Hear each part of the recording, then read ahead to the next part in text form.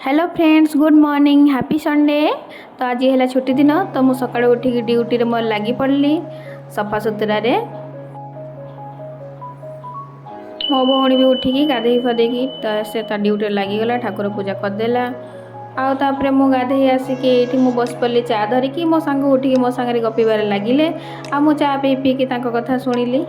आज आम रूम रे रोसई बंद, तो आज आसो तलू खाइबा। मु जाइकी तलू खाइबा आनी आसिली।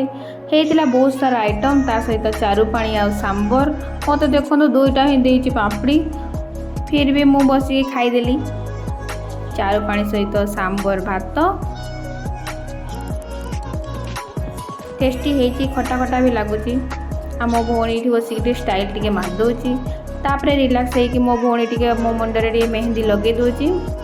देखो ये भौणी प्रेम टिके चली एमती हो मो दिन टी आज सरीगला। Bye bye.